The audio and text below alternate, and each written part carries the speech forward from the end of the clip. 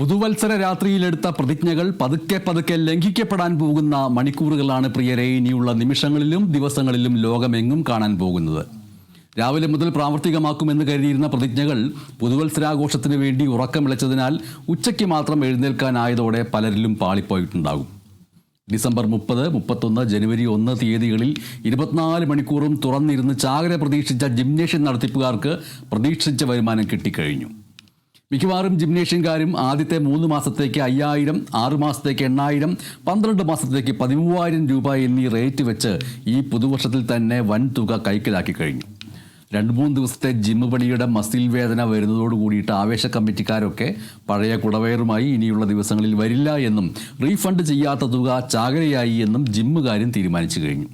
എങ്കിലും എടുത്ത പ്രതിജ്ഞകൾ നടപ്പാക്കിയേ അടങ്ങൂ എന്ന് നിശ്ചയദാർഢ്യമുള്ളവരുമുണ്ട്. എല്ലാവർക്കും കൂടിയാണ് ഇനി സംസാരിക്കാൻ പോകുന്നത്.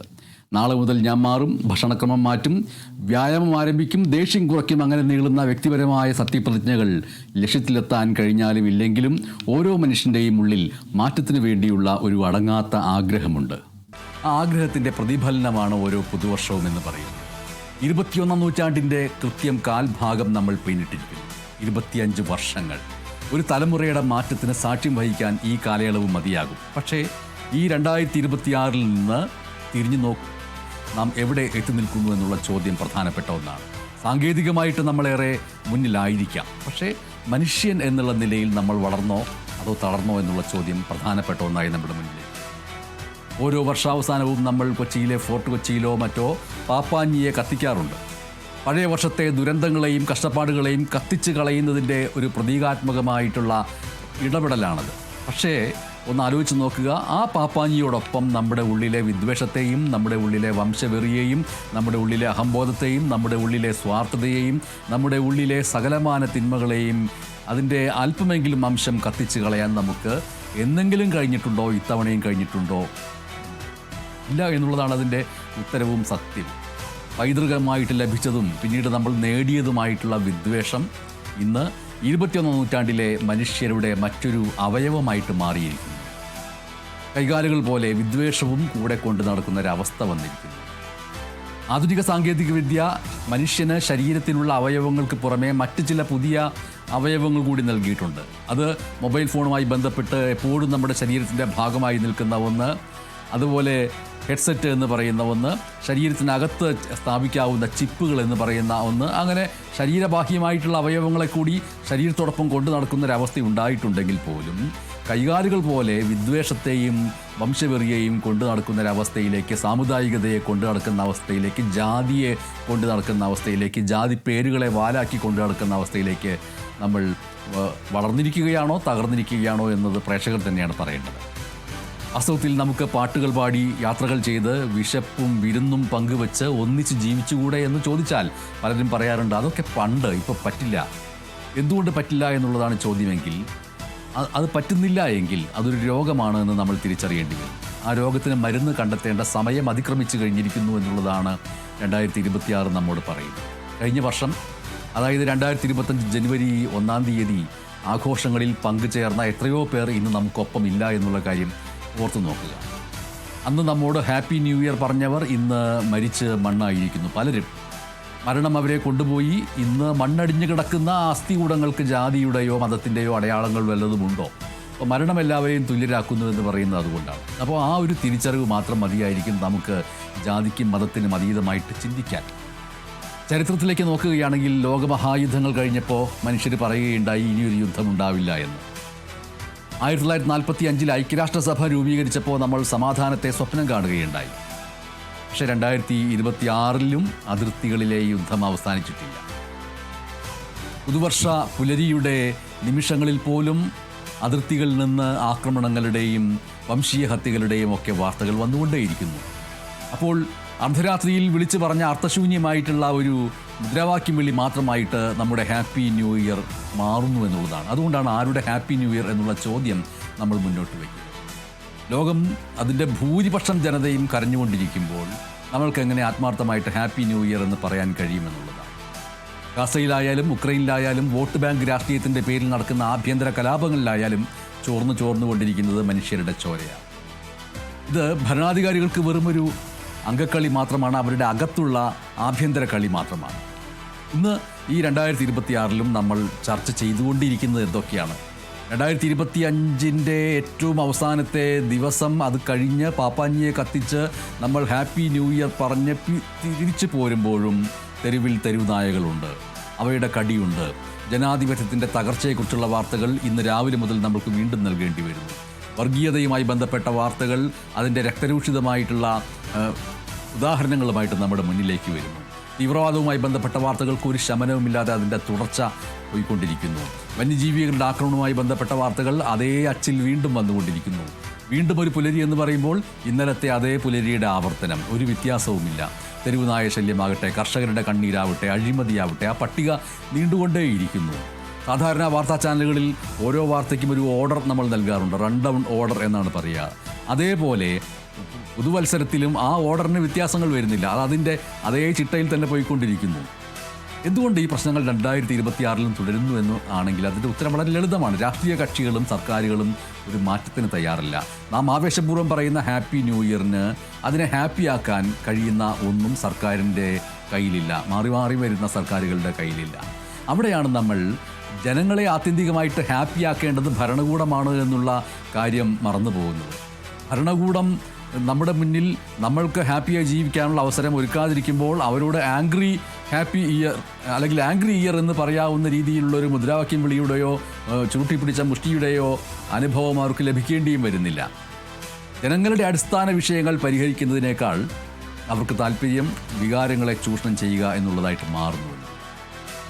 ഇപ്പോഴും നമ്മുടെ കർഷകരുടെ അവസ്ഥയ്ക്ക് ഒരു മാറ്റവുമില്ല. കാടുകളും കൃഷിയിടങ്ങളും തമ്മിലുള്ള അതിർവരമ്പുകളൊക്കെ മാഞ്ഞു പോയിരിക്കുന്നു. വനംവകുപ്പിൻ്റെ പണി എന്ന് പറയുന്നത് വന്യജീവികളെ സംരക്ഷിക്കലല്ല, മറിച്ച് വന്യജീവികളെ കാട് വിട്ട് നാട്ടിലേക്ക് വരാൻ അനുവദിക്കുകയും കൃഷി നശിപ്പിക്കുന്ന കർഷകരെ വേട്ടയാടുകയും ചെയ്യുക എന്ന രീതിയിലേക്ക് മാറിയിരിക്കുന്നു എന്നുള്ള ആരോപണങ്ങൾക്ക് ഒരു പഞ്ഞവുമില്ല. സ്വന്തം മണ്ണിൽ നിന്ന് കുടിയിറക്കപ്പെടുന്ന കർഷകരുടെ വേദന ഭരണകൂടം കാണുന്നില്ല എന്ന് മാത്രമല്ല, കാർണിവലുകളിൽ ഹാപ്പി ന്യൂ ഇയർ പറഞ്ഞ് തുല്ലസിക്കുന്നവരും അത് കാണുന്നുണ്ടോ കേൾക്കുന്നുണ്ടോ എന്നുള്ളത് സംശയമാണ്. മറുഭാഗത്ത് ഇന്ത്യ ലോകത്തിലെ 4ാമത്തെ സാമ്പത്തിക ശക്തിയാണെന്ന് നമ്മൾ അവകാശപ്പെടും, കണക്കുകൾ നിരത്തുന്നുണ്ട്. പക്ഷേ ആ രാജ്യത്തിൻ്റെ പുറംപോക്കുകളിൽ പുഴുക്കളെ പോലെ നരകിക്കുന്ന മനുഷ്യർ, അവർക്ക് ഹാപ്പി ന്യൂ ഇയർ ഉണ്ടായിട്ടുണ്ടോ എന്നുള്ള ചോദ്യം നമ്മുടെ മുന്നിലേക്ക്. അവർക്ക് കുടിവെള്ളമില്ല, മരുന്നില്ല, തലചായ്ക്കാൻ ഒരു കൂരയുമില്ല. ഒരു തെരുവുനായ ശല്യം പോലും പരിഹരിക്കാൻ കഴിയാത്ത കേന്ദ്ര സംസ്ഥാന സർക്കാരുകളാണ് വൻ ശക്തിയാകാൻ കുതിക്കുന്നത് എന്ന് പറയുന്നത് എത്ര വലിയ വൈരുദ്ധ്യമാണ് എന്നുള്ള ചോദ്യം ഈ നിമിഷങ്ങളിൽ നമ്മുടെ മുന്നിലേക്ക് വരും. പുതുവത്സര പുലരിയിൽ കണി കണ്ടുണരുന്നത് വീണ്ടും തെരുവിലെ അതേ മാലിന്യ കൂമ്പാരങ്ങൾ തന്നെയാണ്. പുതുവത്സര പുലരിയിൽ നമ്മളുടെ ഹൃദയങ്ങളിലേക്ക് ഹാപ്പി ന്യൂ ഇയർ എന്ന് പറഞ്ഞ സന്ദേശങ്ങൾക്കൊപ്പം തന്നെ വീട്ടുമുറ്റങ്ങളിൽ മറ്റാരുടെയോ മാലിന്യ പാക്കറ്റുകൾ വന്ന് വീഴുന്നതിന് ഒരു വ്യത്യാസവുമില്ല. കേരളം കണി കണ്ടുകൊണ്ടിരുന്ന നന്മ എന്ന് പറയുന്നത് ഈ മാലിന്യങ്ങൾ തന്നെയായിട്ട് മാറും. നമ്മുടെ മണ്ണും ജലവും വീണ്ടും വീണ്ടും വിഷമയമായിക്കൊണ്ടേയിരിക്കുന്നു. ദളിതരാകട്ടെ, ആദിവാസികളാകട്ടെ, അവരെല്ലാവരും ഇപ്പോഴും വിവേചനത്തിൻ്റെ നിഴലിൽ തന്നെ തുടർന്നുകൊണ്ടിരിക്കുന്നു. അവർക്ക് കിട്ടേണ്ട ആനുകൂല്യങ്ങൾ ഫയലുകളിൽ ഉറങ്ങിക്കൊണ്ടേയിരിക്കുന്നു. ഈ പ്രശ്നങ്ങളൊന്നും ചർച്ച ചെയ്യാതെ ഭരണാധികാരികൾക്ക് കീർത്തനം ആലപിക്കുന്നതല്ല മാധ്യമപ്രവർത്തനമെന്ന് മനസ്സിലാക്കേണ്ടതും വിചാരണയുടെ ഭാഗമായിട്ട്, ആത്മവിമർശനത്തിൻ്റെ ഭാഗമായിട്ട് കേരളത്തിലെയും രാജ്യത്തെയും മാധ്യമങ്ങൾ മനസ്സിലാക്കേണ്ടതാണ്. അത് മനസ്സിലാക്കുന്നില്ല എങ്കിൽ അത് ജനങ്ങളോടുള്ള വഞ്ചനയായിട്ട് നമ്മൾ മനസ്സിലാക്കണം. ഇന്ന് യുദ്ധം നടക്കുന്നത് അതിർത്തികൾ മാത്രമല്ല, നമ്മുടെ ഗ്രാമമുക്കുകളിലും നാൽക്കവലകളിലും വരെ എത്തിയിരിക്കുന്നു.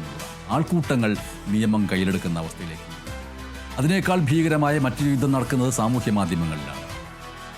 വിവരസാങ്കേതിക വിദ്യ മനുഷ്യരുടെ പുരോഗതിക്ക് വേണ്ടിയാണ് എന്ന് കരുതിയെങ്കിൽ അത് തെറ്റിയെന്ന് പറയാവുന്ന രീതിയിലേക്ക് സാമൂഹ്യ മാധ്യമങ്ങൾ ഉപയോഗിച്ചുകൊണ്ട് വാക്കുകളും ദൃശ്യങ്ങളും കത്തികളും തോക്കുകളുമാക്കിയിട്ട് പണിഞ്ഞുകൊണ്ടിരിക്കുന്നു ചിലർ. അപ്പോൾ വിദ്വേഷം വമിക്കുന്ന പോസ്റ്റുകളുണ്ട്, വ്യാജ വാർത്തകളുണ്ട്, മതപരമായ ധ്രുവീകരണങ്ങളുണ്ട്.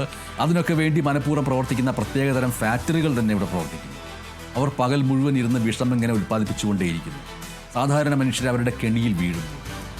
ഈ പുതുവത്സര പുലരിയിലും മയക്കുമരുന്നുമായി ബന്ധപ്പെട്ട വാർത്തകൾക്ക് ഒരു പഞ്ഞവും ഉണ്ടായിട്ടില്ല. മയക്കുമരുന്നിൻ്റെ കാര്യം പറയാതിരിക്കാൻ വയ്യ. നമ്മുടെ യുവതലമുറ ഇരുചക്രവാഹനങ്ങളിലും കാൽനടയായും മയക്കുമരുന്ന് വിൽക്കുന്നവരുടെയും ഉപയോഗിക്കുന്നവരുടെയും വലയിലാണ്.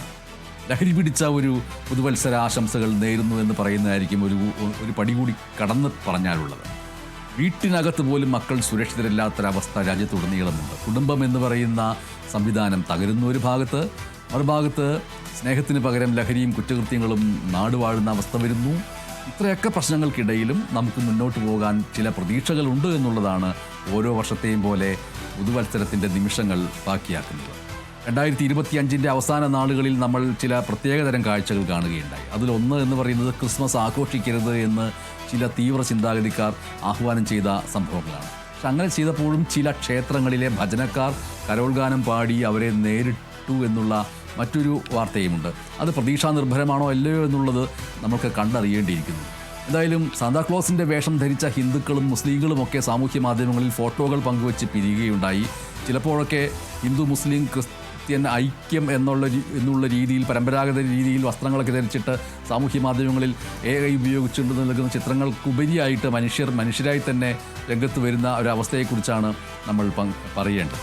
ഞങ്ങളിവിടെയുണ്ട്, ഞങ്ങളെ തകർക്കാൻ നിങ്ങൾക്ക് കഴിയില്ല എന്നൊക്കെ പള്ളിയുടെ സെമിത്തേരിയിൽ ഒരു ഹൈന്ദവ സഹോദരൻ്റെ സംസ്കാരം അവരുടെ ആചാരപ്രകാരം നടത്താൻ അനുവാദം നൽകിയ നാടിൻ്റെ ചരിത്രം കൂടി നമ്മുടെ മുന്നിലുണ്ട്. പ്രളയം വന്നു, കോവിഡ് വന്നു, ഉരുൾപൊട്ടൽ വന്നു, അപ്പോഴൊന്നും നമ്മൾ ജാതി ചോദിച്ചില്ല എന്നുള്ള കാര്യം പ്രധാനപ്പെട്ടതാണ്. അവിടെയൊക്കെ പരസ്പരം താങ്ങായിട്ട് നിന്നു. ആ ഒരു ഒത്തൊരുമയെ തകർക്കാൻ ആരെയും അനുവദിക്കരുത് എന്നുള്ളതായിരിക്കണം ഒരുപക്ഷെ ഈ പുതുവർഷത്തിലെടുക്കേണ്ട പ്രധാനപ്പെട്ട പ്രതിജ്ഞ എന്ന് പറയുന്നത്. വിദ്വേഷ പ്രസംഗം എന്ന് പറയുന്നത് ഒരു ആർട്ടായിട്ട്, ഒരു കലയായിട്ട് കൊണ്ടു നടക്കുന്നവർക്കെതിരെ കർശനമായ നടപടി ഈ പുതിയ വർഷത്തിൽ ഉണ്ടാവണം. ഓരോ വിദ്വേഷ പ്രസംഗത്തിനും കേസെടുക്കണം.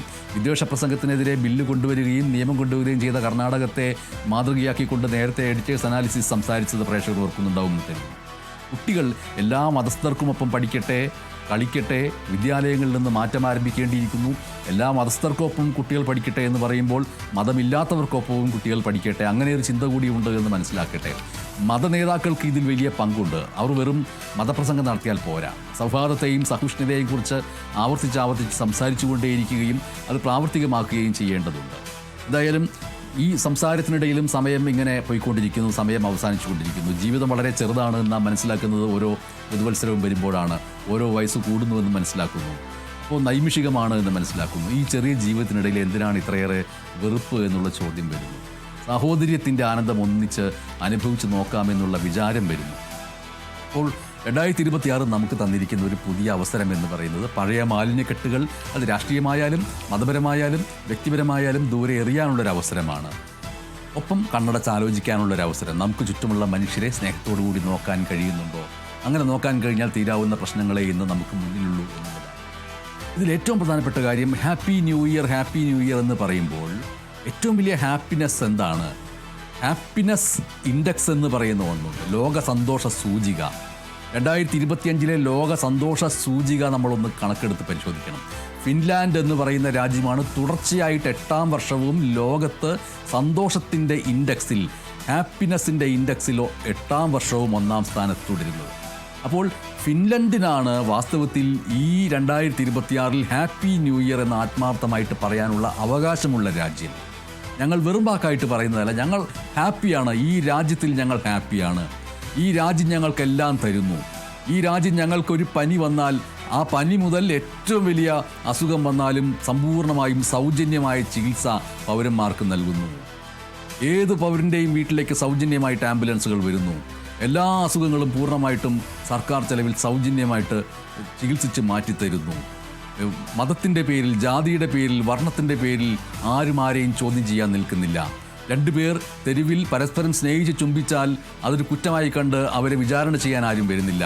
സ്നേഹം സ്നേഹം സ്നേഹം സ്നേഹം മാത്രം. അങ്ങനെ ലോകത്തിൻ്റെ സന്തോഷ സൂചികയിൽ 1ാം സ്ഥാനത്ത് ഫിൻലൻഡ് തുടരുന്നു. സ്വാഭാവികമായിട്ടും ഫിൻലൻഡിനാണ് ഈ വർഷം ഹാപ്പി ന്യൂ ഇയർ എന്ന് ആത്മാർത്ഥമായിട്ട് പറയാൻ കഴിയുക.